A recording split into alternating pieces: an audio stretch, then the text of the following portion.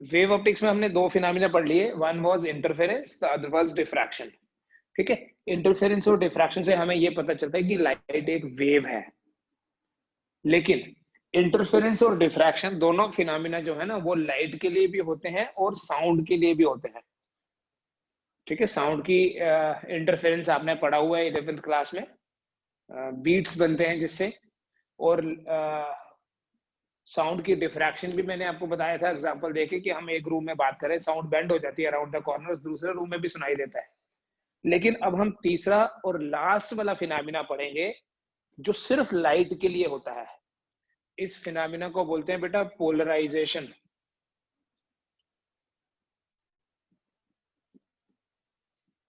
This phenomena is called as polarisation.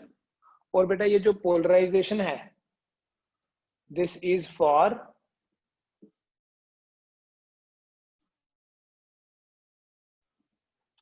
Wave only. मतलब polarisation क्या होता है वो तो बाद में बात करते हैं, but polarisation is the transverse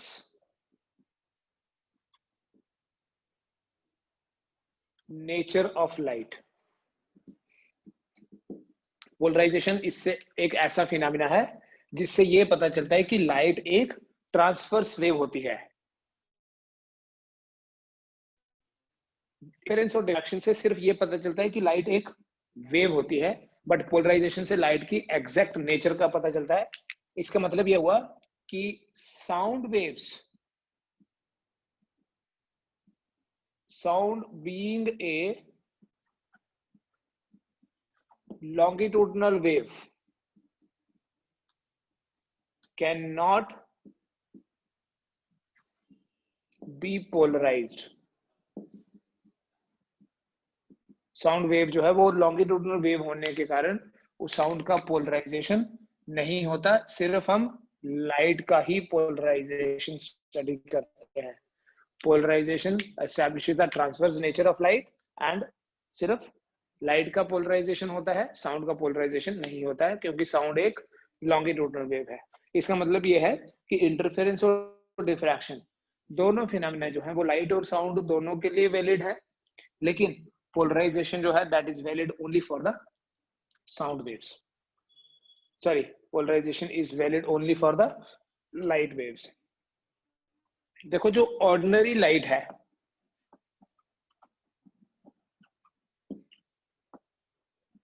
ordinary light is unpolarized। ordinary light unpolarized होती है। unpolarized light होने का ये मतलब है it contains both electric and magnetic field vectors। It contains both electric and magnetic field vectors, which means that the ordinary light which contains both electric and magnetic field vectors, इसके basis पे हम बोलते हैं light is N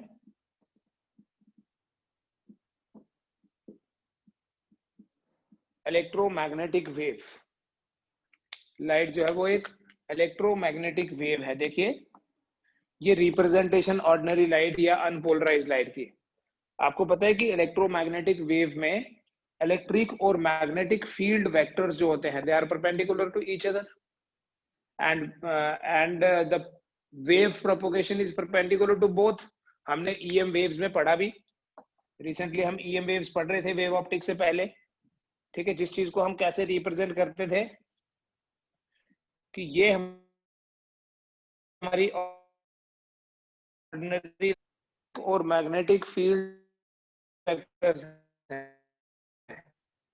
को है along Y x, तो जो magnetic होगा वो अलोंग जेड एक्सिस होगा।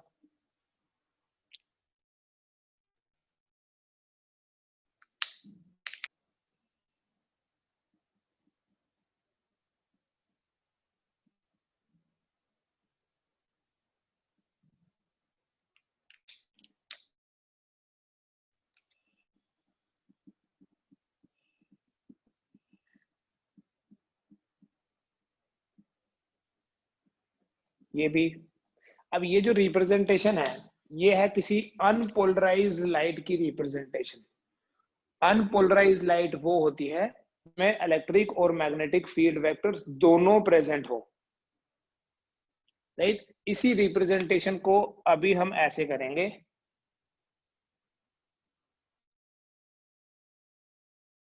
ये डबल है,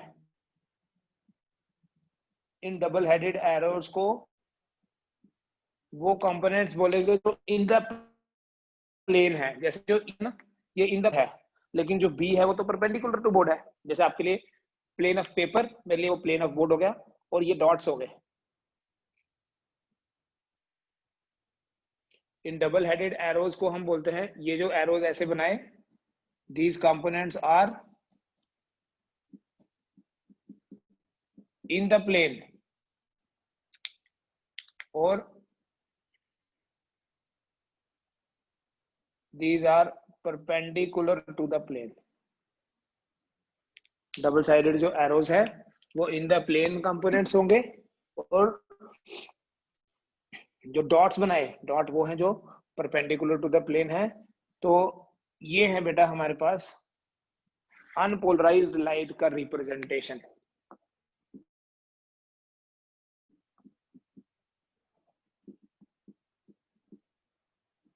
अनपोलराइज्ड लाइट में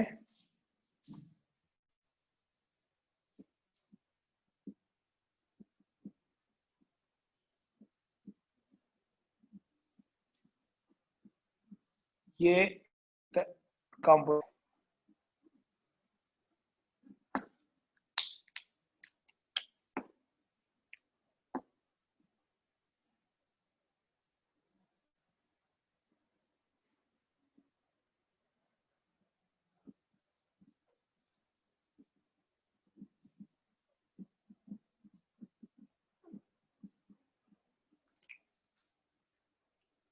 अब ये एक एक्सपेरिमेंटल ऑब्जर्वेशन है कि जब ये अनपोलराइज्ड लाइट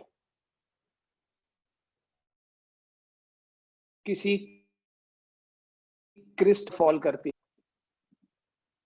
इस क्रिस्टल को बोलते हैं बेटा टॉरमेलाइन क्रिस्टल। ये एक नेचुरली अकरिंग मटेरियल है, नेचुरली अकरिंग क्रिस्टल है। हमारे पास आर्टिफिशियल पोलराइजर्स भी होते हैं, बट पहले इस नेचुरल पोलराइजर की हम बात करते हैं। जब ये ऑर्डिनरी लाइट इस क्रिस्टल के ऊपर फॉल करती है, क्या बोलते हैं इस क्रिस्टल को? This is called as tourmaline, tourmaline crystal.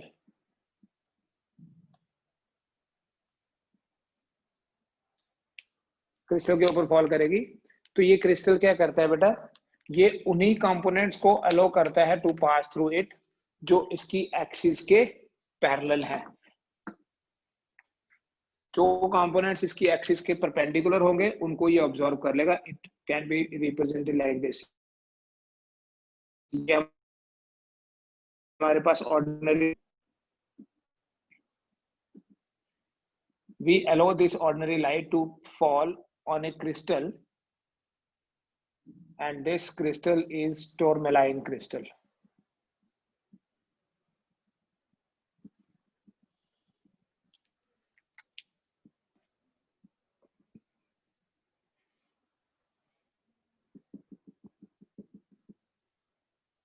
यहां बाहर वही कंपोनेंट्स आएंगे जो एक्सिस के पैरेलल है, मतलब जो इन द प्लेन कंपोनेंट्स है। वो जो रिमेनिंग कंपोनेंट्स होंगे, ये जो ये डॉट से जिनको रिप्रेजेंट किया या जो परपेंडिकुलर है, these components will be absorbed, and therefore ये जो लाइट आएगी, it contains those components which are in one plane।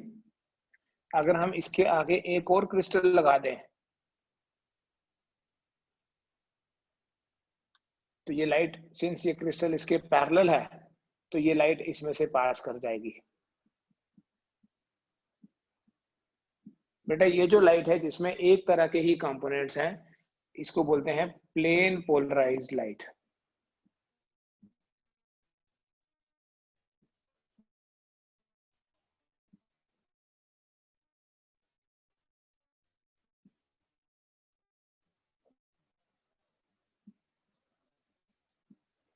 is called as plain polarized light. अगर इस पोलराइज ये वाली जो लाइट है, जो सेकंड वाला क्रिस्टल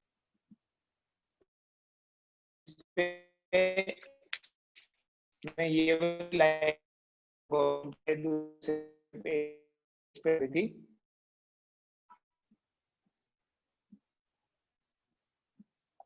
कोई लाइट बाहर नहीं आएगी।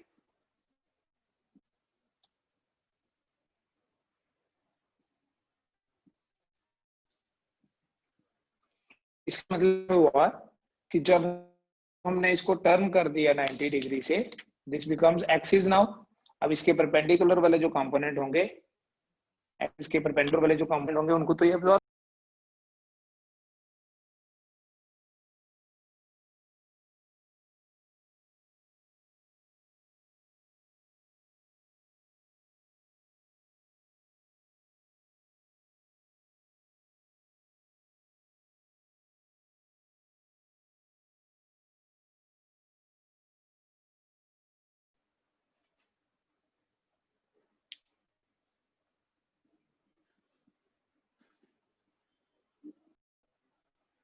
ये जो फिनोमेना है बेटा, जिसमें लाइट की ये जो वाइब्रेशंस हैं, इन वाइब्रेशंस को एक पर्टिकुलर प्लेन में रिस्ट्रिक्ट किया जाता है। ऐसे क्या था हमारे पास, जो अनपोलराइज्ड लाइट थी, मैं एक बार स्टार्टिंग से बता रहा हूं।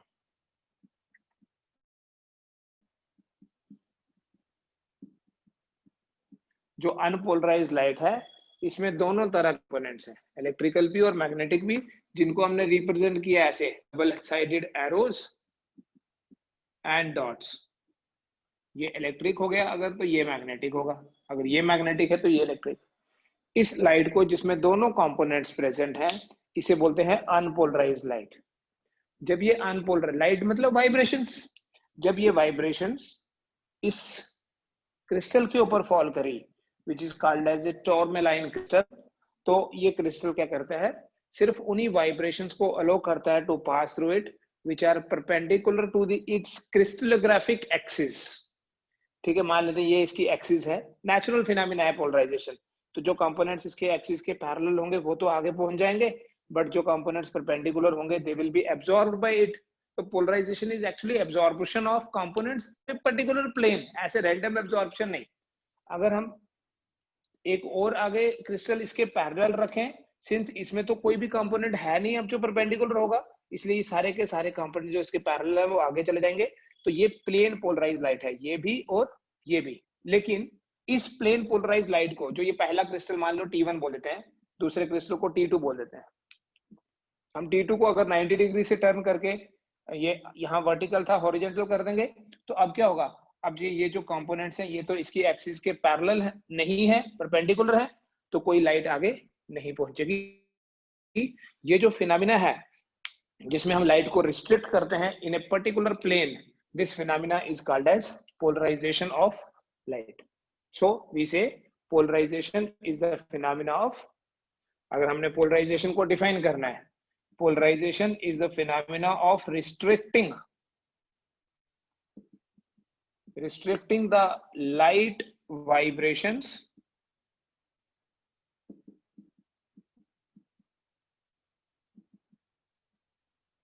in a particular plane.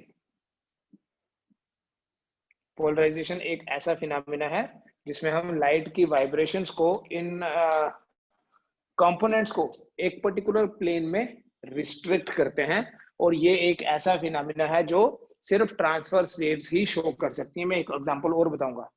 इस एक्सपेरिमेंट में जब पोलराइजेशन को हम स्टडी करते हैं, इस एक्सपेरिमेंट में हमने दो क्रिस्टल को यूज किया, एक को बोलते हैं पोलराइजर, है दोनों सिमिलर हैं, और दूसरे को बोलते हैं एनालाइजर। मैंने आपको बोला ये जो टॉर्मलाइन क्रिस्टल है ये एक नेचुरली अकरिंग क्रिस्टल है, तो पोलराइजेशन हम इस क्रिस्टल से कर रहे हैं, या हमारे पास nowadays we have some artificial polarizers also. There is a compound called as quinine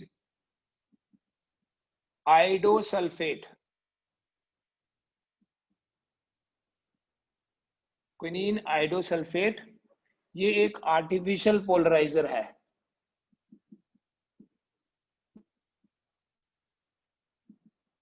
quinine iodosulfate is a artificial polarizer. इस आर्टिफिशियल पोलराइजर से भी हम लाइट की वाइब्रेशंस को रिस्ट्रिक्ट कर सकते हैं। और यही क्विनीन आइडोसल्फेट के जो मॉलिक्यूल्स हैं, इन मॉलिक्यूल को मिक्स किया जाता है ग्लास में when we want to make polarized sunglasses। आपने देखा होगा पोलराइड और नॉर्मल सनग्लासेस भी होते हैं, पोलराइड सनग्लासेस होते हैं, या गाड़ियों में जो फ्रंट वाला वो ग्लास होता है, वो भी कुछ गाड़ियों में वो पोलराइड ग्लास होता है। वो पोलराइड क्या करता है, बेसिकली लाइट के ग्लेयर को कम करता है, इंटेंसिटी को कम कर देता है। ठीक है, जैसे यहाँ से यहाँ गई तो हमारे पास 50%, सिंस 50% कंपोनेंट्स अब्जॉर्ब हो गए, 50% ही रहे, तो इसने लाइट की इंटेंसिटी को 50% कम कर दिया। दिस फिनोमिना रैंडम नहीं है, ये एक पर्टिकुलर प्लेन में रिस्ट्रिक्ट किया है। This phenomena restricting the light vibrations in a particular plane is called as polarization। Light vibrations को एक पर्टिकुलर प्लेन में रिस्ट्रिक्ट करना। जैसे आप ऐसे एज्यूम करो कि ये दो विंडोज हैं, this is window 1 and here it is window number 2।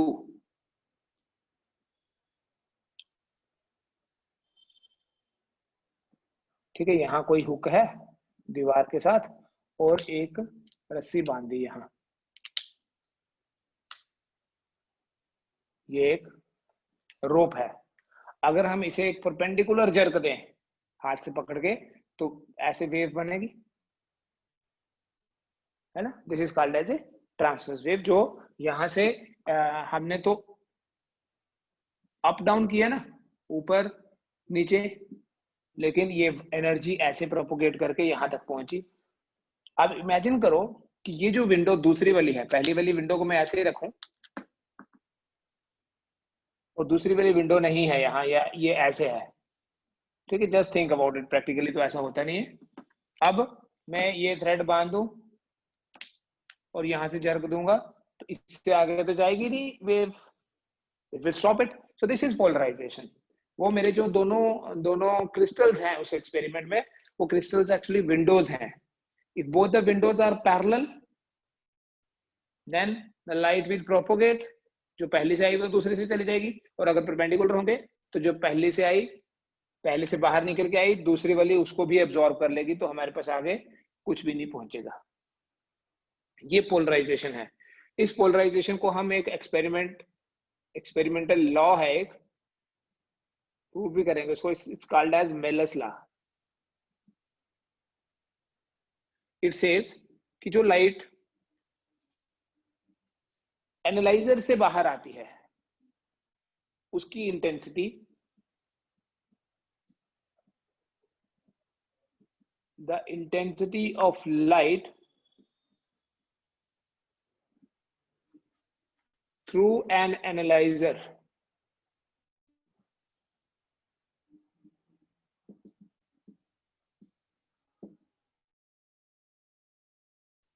is given I equals to I naught cos square theta.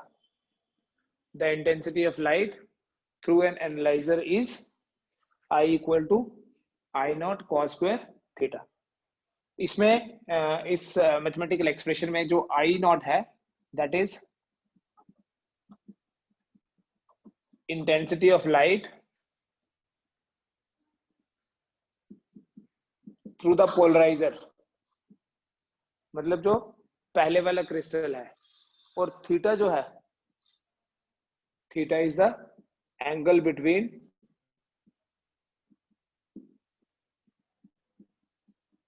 the planes of polarizer and analyzer.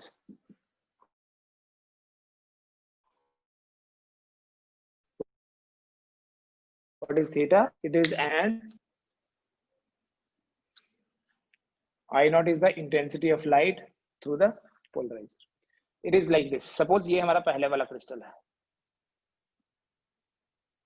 ये है इसकी क्रिस्टलोग्राफिक एक्सिस, ये दूसरे वाला क्रिस्टल है,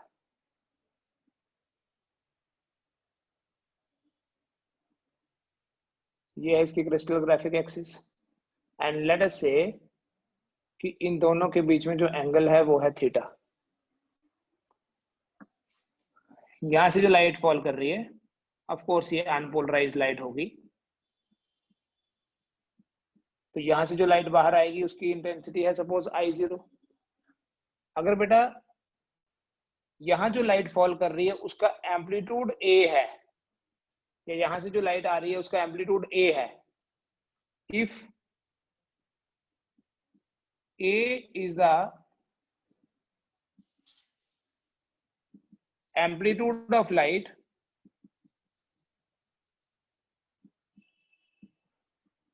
through the analyzer, then I naught is proportional to A square। कहां से आया फॉर्मूला? इंटेंसिटी ऑफ लाइट जो है एम्पलीट्यूड के स्क्वायर के प्रोपोर्शनल होती है। We have studied it in interference also. Light की इंटेंसिटी किसके डायरेक्टली प्रोपोर्शनल है? स्क्वायर। क्या बोल सकते हैं? Therefore I nought is equal to K into A square. Important statement है बेटा ये, इसको इक्वेशन 1 बोल देता हूं। अभी ये वाला एंगल हमने लिया थीटा, तो A का जो इधर की तरफ कंपोनेंट होगा वो होगा A cos theta. The component of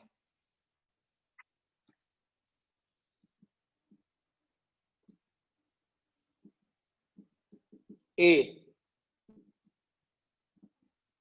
along the, ये पोलराइजर है ये एनालाइजर है, along the analyzer is A cos theta। therefore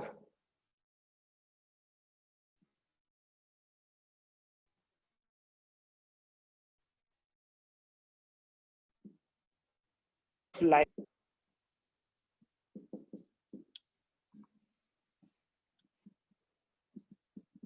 is proportional to A cos theta square।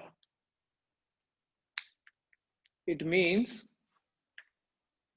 I is equal to K, proportionality constant, A square cos square theta।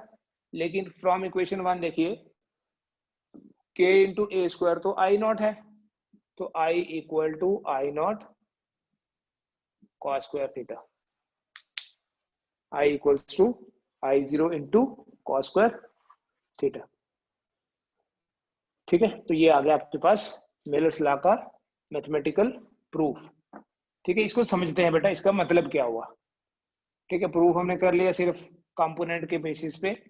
तो simply ये मेरे पास दो crystals हैं, let us understand the meaning. ये मेरे पास दो crystals हैं, एक क्रिस्टल से जो लाइट बाहर निकल रही है उसकी इंटेंसिटी है I। ऑफ कोर्स ये यहां से जो लाइट आ रही होगी ना उसकी हाफ होगी, वो नहीं दिया मेरे को। दूसरा क्रिस्टल भी इसके आगे पड़ा हुआ है एक, और वो जो दूसरा क्रिस्टल है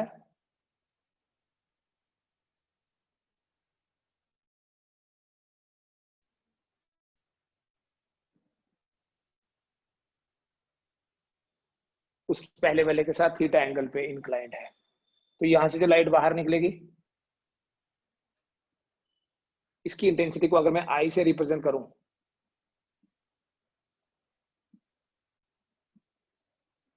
ये है बेटा, ये है मेलर्स लॉ।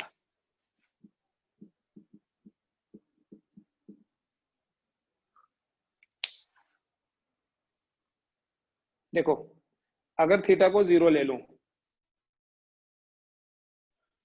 थीटा मतलब है दोनों पैरेलल हैं, तो I आएगा I nought cos square 0। It means that I two I nought cos 0 1 होता है।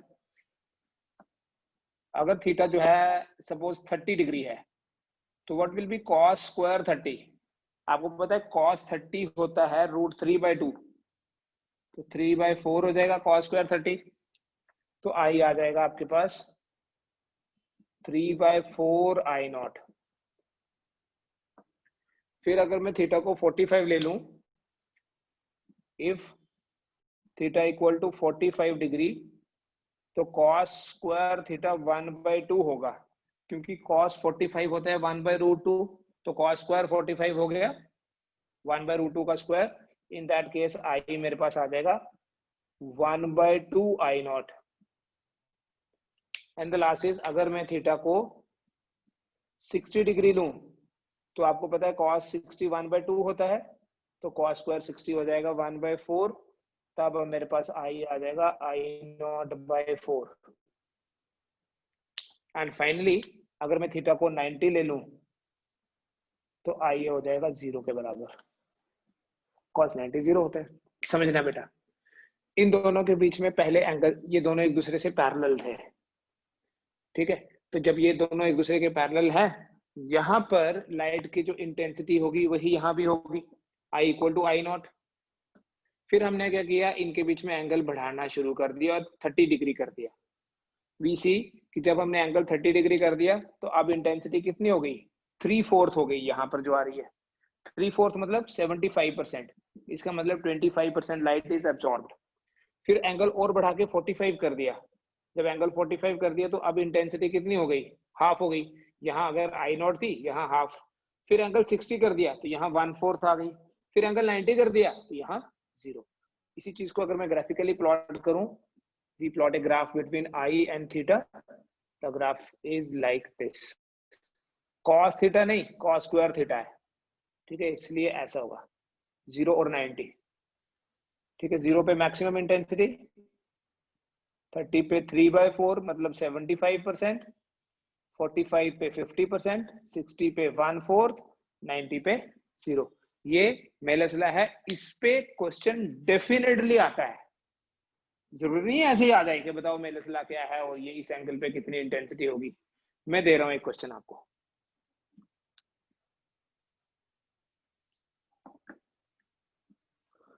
सपोज करो कि ये दो क्रिस्टल हैं। इस पहले वाले क्रिस्टल से जो लाइट बाहर निकल रही है उसकी इंटेंसिटी है I0। इसके आगे जो दूसरा वाला क्रिस्टल है वो इसके पोलर है, जो दूसरा क्रिस्टल है वो इसकी एक्सिस के परपेंडिकुलर है। जब दूसरा वाला इसकी एक्सिस के परपेंडिकुलर होगा तो ऑब्वियसली हमें पता है इसके आउटपुट से कुछ नहीं आने वाला बाहर। यही तो हमने पढ़ा, एंगल 90 डिग्री होगा तो यहां से कुछ नहीं आएगा। नाउ द थिंग इज, मैं यहां पर एक और क्रिस्टल रख रहा हूं, ठीक है। ये क्वेश्चन बड़ी बार आ गया एग्जाम में।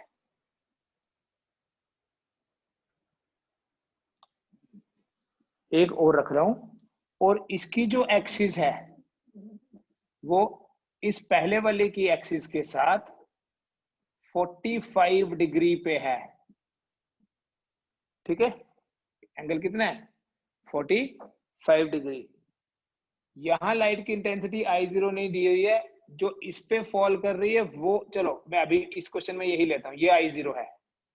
तो अब बताओ जो यहां पर लाइट होगी उसकी intensity in terms of I0 कितनी होगी। अगर हम इसको हटा देते हैं फिर तो I0 आता है, बट एक तीसरा क्रिस्टल बीच में इंट्रोड्यूस करके इंटेंसिटी में क्या चेंज आएगी।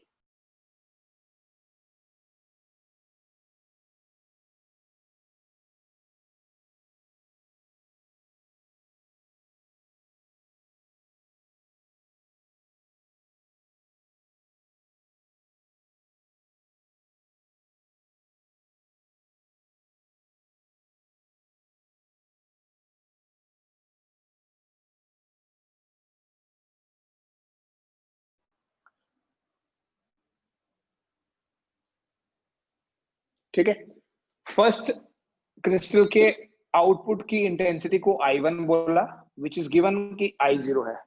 सेकेंड क्रिस्टल के इंटेंसिटी को मैंने I2 बोला आउटपुट को। थर्ड क्रिस्टल के आउटपुट को हमने कैलकुलेट कर रहा है विच इज I3।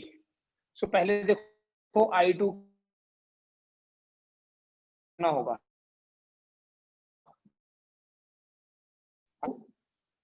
ये वो है I into cos square 45। It means I2 will be equal to I0 into cos 45 तो होता है बेटा 1/√2 का स्क्वायर हो गया I0/4। फिर अगर I3 पता करना है, अब I3 के ऊपर ये लाइट फॉल कर रही है, कौन सी, उसकी इंटेंसिटी है I2, तो answer will be I2 cos square 45। देखो इन दोनों के बीच में 45 है, पहले और तीसरे के बीच में 90 है, तो दूसरे और तीसरे के बीच में भी तो 45 हुआ, so it will be again I2/4, लेकिन I2/2, सॉरी ये भी गलत कर दिया, ये I2/2 था, 1/√2 का स्क्वायर कर रहा है ना, तो I2 की जगह मैं लिख लूंगा I0/2 और cos 45 की जगह 1/√2 का square, so that will be equal to I0/4। so what is I3? it is I0/4। ये है, इससे निकलेगा हाफ हो जाएगा, इससे निकलेगा फर्दर हाफ हो जाएगा, 4 आ जाएगा आपके पास। ठीक है, अगर इसको हटा लेते हैं तो यहाँ 0 आ जाता है क्योंकि दोनों परपेंडिकुलर हो गए, लेकिन अगर हमने बीच में एक तीसरा वाला इंट्रोड्यूस कर दिया तो ये तीसरा वाला क्या करेगा, इसकी लाइट को 1/4 करेगा, सॉरी हाफ करेगा, 45 एंगल है तो हाफ होता है 45 पे, और ये तीसरा वाला क्या कर देगा, इसको हाफ कर देगा, cos स्क्वायर 45, मेलस लॉ में cos स्क्वायर 45 होता है। अब यही चीज, यही क्वेश्चन सेम, अगर यहाँ पर जो लाइट है उसकी इंटेंसिटी I0 है, अगर जो पहले क्रिस्टल के ऊपर लाइट फॉल कर रही है उसकी इंटेंसिटी है I0, तो दूसरे का आउटपुट क्या होगा, तीसरे का आउटपुट क्या होगा, ये है कि इस पहले क्रिस्टल के ऊपर जो लाइट फॉल कर रही है उसकी इंटेंसिटी I0, दूसरा क्रिस्टल 45 डिग्री पे इंक्लाइंड है, तीसरा 5 पे इंक्लाइंड है।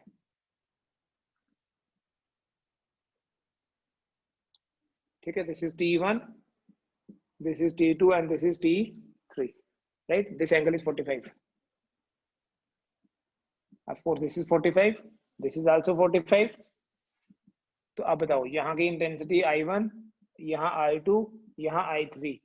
Now what will be I3? Again, intensity को हाफ कर देता है, ये आधे कंपोनेंट्स को अब्सॉर्ब कर लेगा जो भी इस पे फॉल करे, ये अनपोलराइज्ड लाइट है हमारे पास जिसकी इंटेंसिटी है, तो I1 will be half of that. I2 जो होगा that is cos square 45, तो I1 की जगह I0/2, cos square 45 भी 1/2, तो आंसर will be I0/4। फिर जो I3 है इसके साथ देखना ना, जो लाइट इसके ऊपर फॉल कर रही है, I3 will be equal to I2 cos square 45। I2 कितना है, I0/4 cos square 45 1/2, सो आपका आंसर आ जाएगा इस तरह से I0/8। ठीक है, ये मेलस लॉ है, इतना करो आज। इससे रिलेटेड कुछ क्वेश्चंस मैं देता हूँ अभी आपको, बाकी हम कल इसको खत्म कर लिया, आपका पोलराइजेशन खत्म, एक दिन हम डॉपलर इफेक्ट इन लाइट भी पढ़ लेंगे। ठीक है, then optics will be over on Saturday.